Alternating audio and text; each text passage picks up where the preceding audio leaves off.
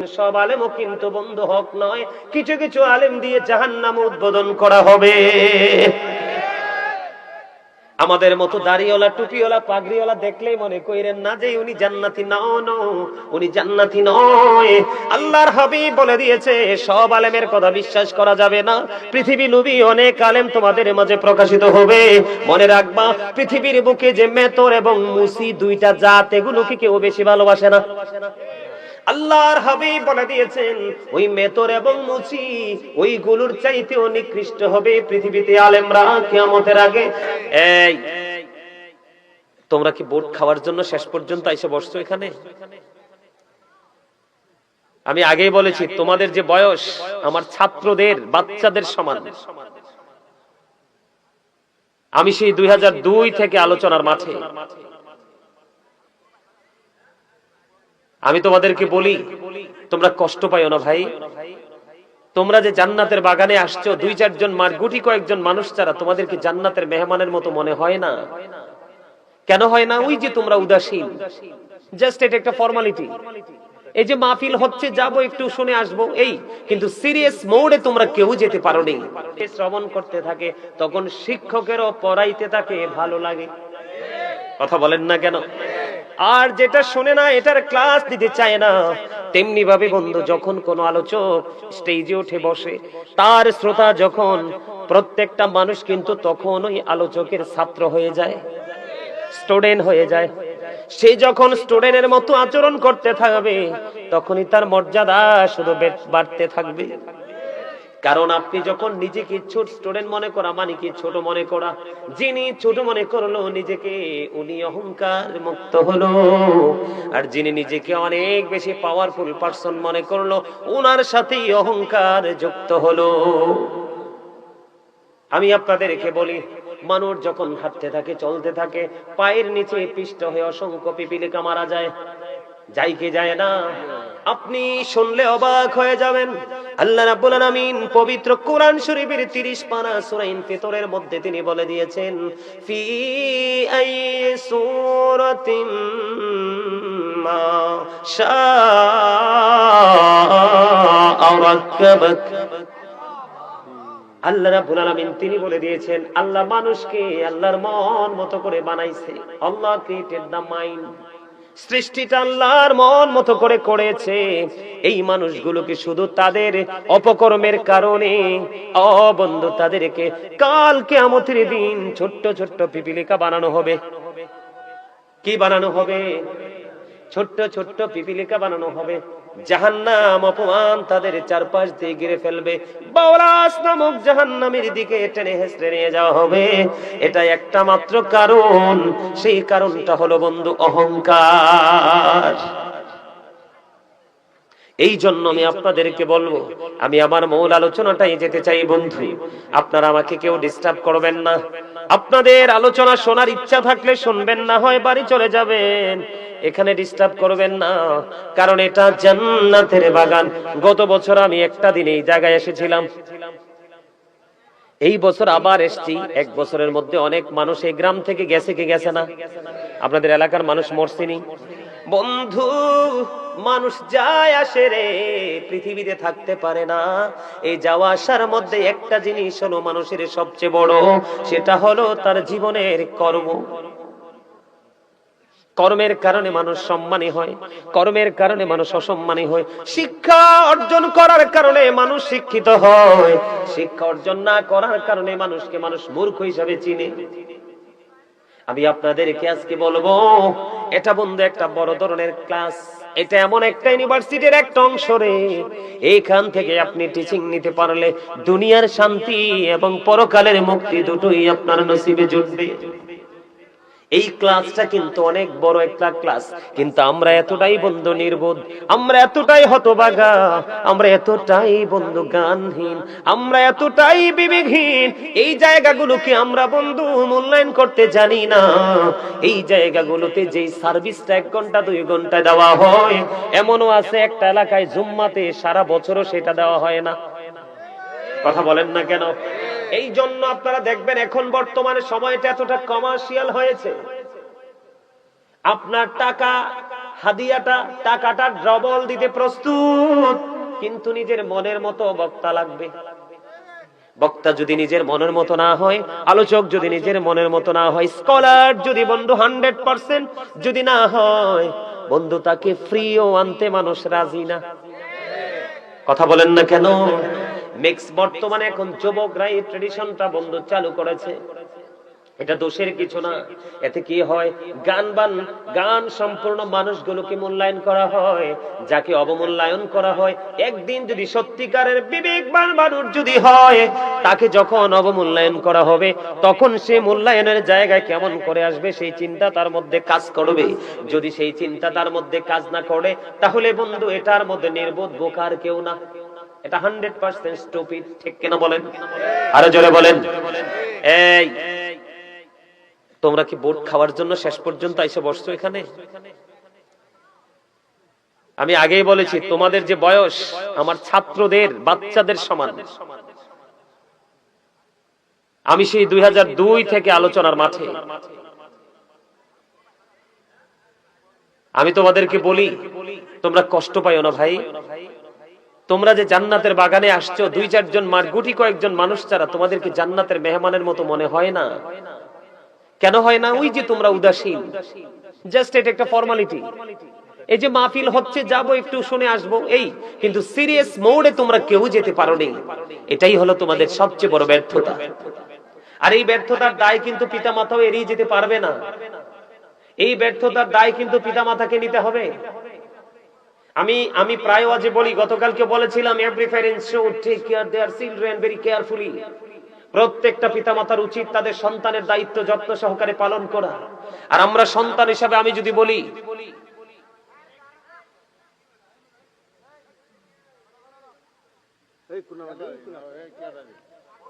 এখানে না, আউটসাইড।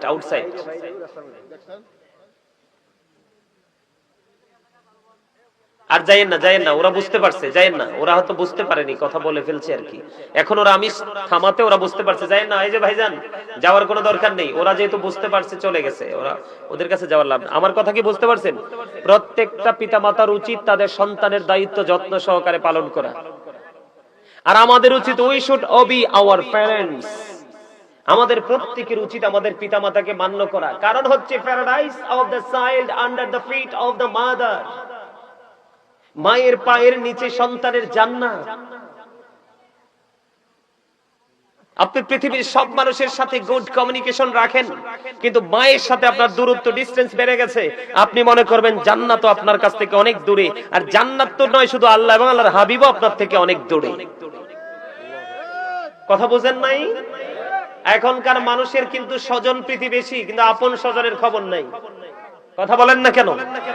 এই জায়গাটা তৈরি হওয়ার কারণ হলো, এই জায়গাগুলোকে আমরা মূল্যায়ন করতে জানি না। এখানে যারা আসে তাদেরকে ভালোবাসতে জানি না। আমরা শুধু বৈষম্য করতে করতে আজকে নিজেরাই বৈষম্যের শিকার। সম্মানিত উপস্থিতি, বাবা যারা হয়েছেন, বাবাকে আমি বলছি, মা যারা হয়েছেন চান্দিনা নম্বরপুর পনসাই গ্রামের আমার মা গো, হৃদয় খুলে শোনো।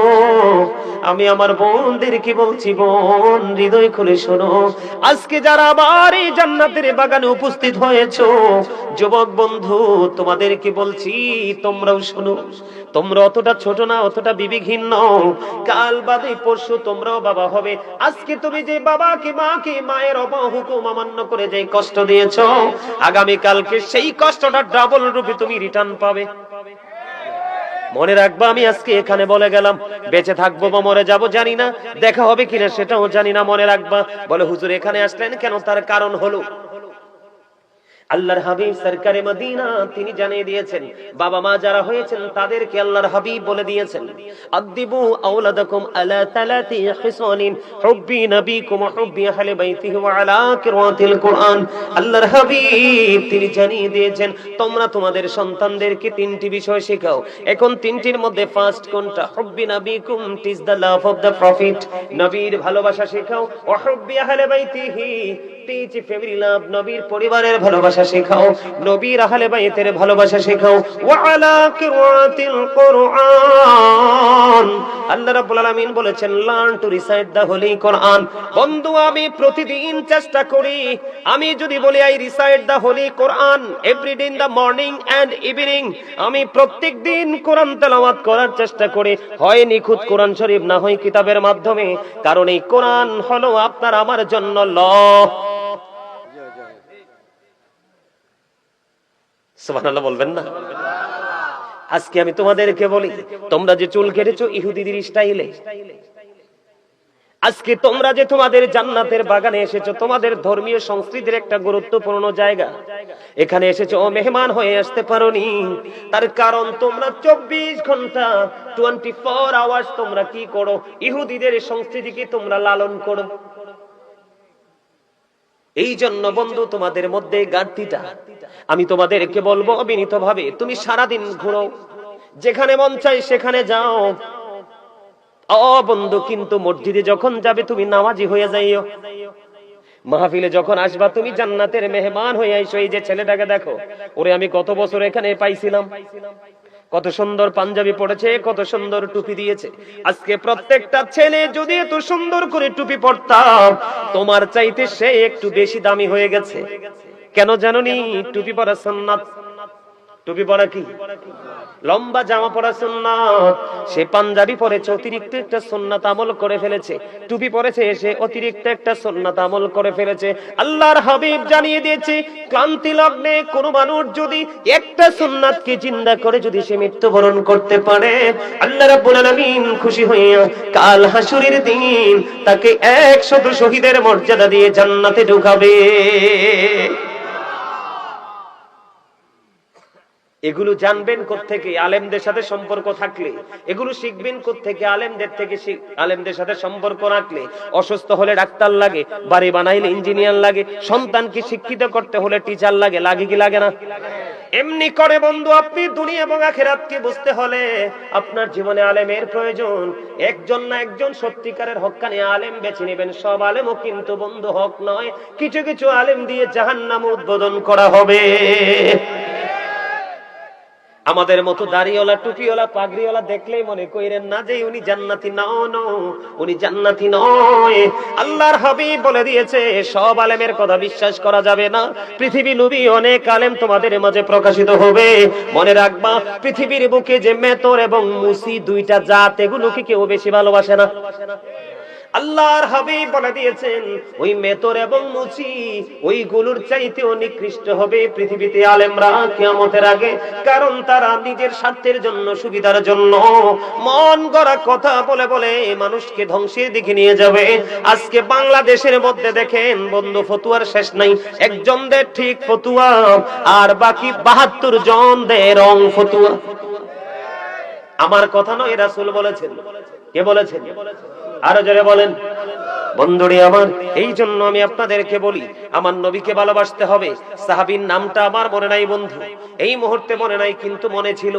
একজন সাহাবী, তিনি খেজুর বাগানে কাজ করতেছেন।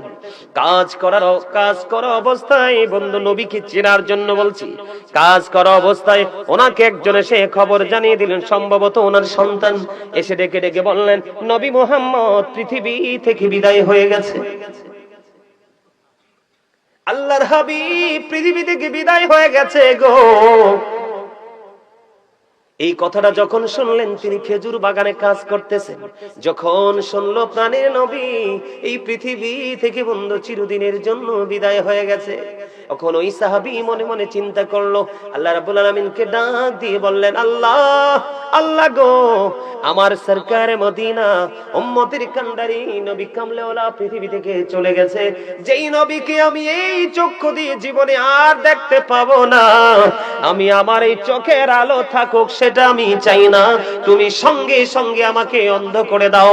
আমি এই চোখ দিয়ে যদি আমার প্রাণের নবীকে দেখতে না পারি গো, আমি এই চোখ দিয়ে পৃথিবীর কোনো কিছু দেখতে চাই না।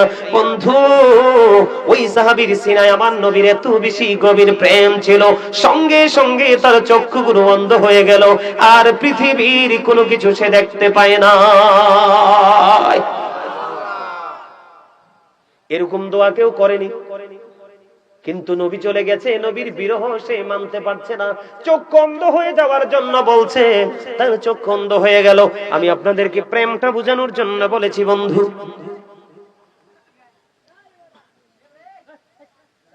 ওই ধরনের প্রেম আমরা আমাদের সিনায় ঢুকাতে চাই কি চাই না? কথা বলেন, আপনি আমি কি চান?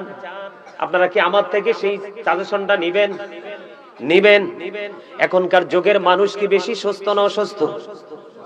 কথা বলেন না, আওয়াজ তুলে বলেন না সবাই। এখনকার মানুষ বেশি তো রোগা, সুস্থ মানুষ পাওয়া খুবই মুশকিল। গ্রামে পর্যন্ত গেলে দেখা যায় মহিলারা বন্ধু ডায়াবেটিস হয়ে গেছে, বিভিন্ন রোগে আক্রান্ত। আছে না নাই? আমার দিকে তাকান, আমি শুরু করতেছি বন্ধু। ওই যে বলেছি আপনার আমার প্রাণের নবী আমাদের জন্য সত্য নিয়ে এসেছে। قد جاءكم الرسول بالحق من ربكم فآمنوا خيرا لكم। আল্লাহ রাব্বুল আলামিন বলে দিয়েছেন, হাবিব, আল্লাহর প্রিয় হাবিব, আমাদের রাসূল আপনার আমার প্রাণের নবী আল্লাহর পক্ষ থেকে আমাদের কাছে সত্য নিয়ে এসেছেন। ফা আমিনু, সুতরাং তোমরা ঈমান আনো, খায়রুল লাকুম, তোমাদের জন্য কল্যাণ হবে। এই কল্যাণটা বন্ধু শুধু দুনিয়ায় নয়, এই কল্যাণটা বন্ধু আখিরাত পর্যন্ত চলে যাবে। জোরে জোরে বলুন না সুবহানাল্লাহ। আমি আপনাদেরকে আরেকটা কথা বলে, কদ জাআকুম মিনাল্লাহি নূরুন ওয়া কিতাবুম মুবিন। আল্লাহর হাবিব আল্লাহর পক্ষ থেকে বন্ধু সুস্পষ্ট নূর হিসাবে এসেছে, ওয়া কিতাবুম মুবিন, সুস্পষ্ট কিতাব হিসাবে এসেছে। জোরে জোরে কন্না সুবহানাল্লাহ। তাহলে এই আল্লাহর হাবিবের জবান মোবারকের কথা মানার দরকার আছে না নাই? আরো জোরে বলেন। আমার দিকে তাকান, যদি থাকে সেটা, তাহলে আপনাদেরকে বলবো, আমার আলোচনায় মূল আলোচনায় ঢুকতেছি, হৃদয় খুলে শুনতে থাকবেন বন্ধু। আমি আপনাদেরকে বলে দিতে চাই, এখানে দুইটা নিয়ামত আমি বলেছি, দুনিয়ার সুস্থতা এবং আখিরাতের সুস্থতা দুইটাই মিলবে। এখনকার যুগের মানুষ দেখবেন, ম্যাক্সিমাম মানুষ বন্ধু শহর গ্রাম সব জায়গায় ম্যাক্সিমাম মানুষ আপনারা দেখতে পাবেন, তারা কি করে রাত্র 12টা 1টায় ঘুমায়।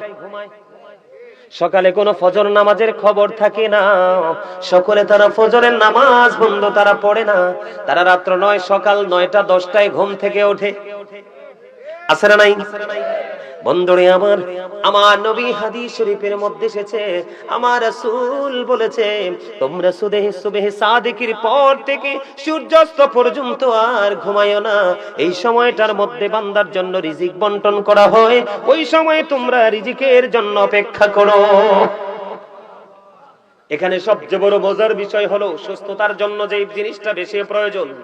বন্ধুরে আমার, আল্লাহর হাবিব তিনি বলে দিয়েছেন, মা খাতুনে জান্নাত ফাতেমা তিনি বলতেছেন, আমার নবী আমার বাবা আমার কাছে সকালবেলা চলে আসলেন, এসে বললেন, মা মা গো উঠে যান, সকালবেলা ঘুমানো যাবে না। ইয়া রাসূলুল্লাহ, বাবা বাবা গো কেন ঘুমানো যাবে না? আমার নবীজি বললেন, সকালে সুবহে সাদিক থেকে সূর্য উদয় হওয়া পর্যন্ত আল্লাহ রাব্বুল আলামিন বান্দার জন্য রিজিক বন্টন করে। তোমরা এই রিজিকের জন্য তোমরা কি করো? অপেক্ষা করো। সুবহানাল্লাহ বলেন না? এর মধ্যে সুস্থ থাকা, এটা হলো বন্ধু এক ধরনের নিয়ামত, আখিরাতের পুঁজি, ফজরের নামাজটা। কারণ ফজরের নামাজটা পড়ার পরে এরপরে বন্ধু আপনি ঘুমাইলেন না, সুবহে সাদিক থেকে সূর্য উদয় পর্যন্ত বসে থাকলেন। সূর্য উদয় হলো, মুসল্লায় বসে থাকলেন, মুসল্লায় বসে বসে আপনি তাসবিহ জপলেন, আপনি কোরআন তেলাওয়াত করলেন, জিকির করলেন, যেটা মন চায় বন্ধু সেটা আপনি করে দিলেন। করতে করতে সূর্য উঠে গেল, ওঠার পরে আপনি ইশরাকের নামাজটা পড়ে নিলেন। সুবহানাল্লাহ বলেন না? আর জোরে বলেন। ইশরাকের নামাজ যখন বন্ধু আপনি পড়ে নেবেন, আল্লাহর হাবিব সরকারে মদিনা তিনি বলে দিয়েছেন, তুমি যখন এই ইশরাকের নামাজ পড়বে, তোমার আমলনামায় একটা উমরা এবং একটা বড় হজের সওয়াব তোমার আমলনামায় দেওয়া হবে। এখানে দুনিয়ার নিয়ামতটা কোনটা? এই যে আপনি বললেন সকালে ঘুম থেকে ওঠা, নামাজ কিন্তু একটা শারীরিক ইবাদত। এর মধ্যে বড় নিয়ামত হলো বন্ধু সকালবেলা সর্বপ্রথম যখন সূর্যটা ওঠে, আপনি যখন ফজরের নামাজ পড়ে কিছু সময় যখন রোদ্রের তাপ আপনার গায়ে লাগাইতে পারেন, তখন এই সকালবেলা সকাল 5 টাইমে যখন সূর্য উঠে, সূর্য ওঠার সঙ্গে সঙ্গে যখন বন্ধু সূর্যের কিরণটা আপনার গায়ে লাগে, আপনার শরীরে কখনো ভিটামিন ডি এর কোনোদিন ঘাটতি হবে না। আর জোরে বলেন না সুবহানাল্লাহ। এইদিকে বন্ধু, এইদিকে কি হয়ে গেল? ফজর আদায় হয়ে গেল, ফজরের পর পর ইশরাক আদায় হয়ে গেল। এই দিক দিয়ে সকালবেলা বের হয়ে হেঁটে হেঁটে আপনি একটু কোথায় গেলেন? সূর্যের আলোতে গেলেন, ভিটামিন ডি আপনি সংগ্রহ করে নিয়ে আসলেন। আর একটা হাদিস শরীফের মধ্যে এসেছে, আপনার আমার প্রাণের নবী জানিয়ে দিয়েছে, আপনি এশারের নামাজও পড়লেন জামাতে, ফজরের নামাজও পড়লেন জামাতে, পুরো গ্যাপ সময়টা আপনার ইবাদতের মধ্যে ঢুকে গেল। লাভ কি দুই জাহানের হইল কিনা? দুই জাহানের লাভ হইল কিনা? আপনি ফজর বেলায় বন্ধ উঠলেন, এখানে আমি সুস্থ থাকার জন্য আপনাদেরকে আরেকটা মেডিসিন দিতে চাই। সেই মেডিসিনটা হলো কি বন্ধু? মেসওয়াক। দুর্গন্ধের কারণে কিন্তু মানুষ কি হয়ে যায়? অসুস্থ হয়ে যায়, হয় কি হয় না? আপনি দেখবেন আমাদের মধ্যে এখনকার মানুষ, ম্যাক্সিমাম মানুষের মুখ থেকে গন্ধ বের হয়, মুখের দিকে মুখটা রেখে বন্ধ কথা বলতে পারে না, পারেনি, কথা বলতে পারে না, কথা বলার সুযোগ থাকে না,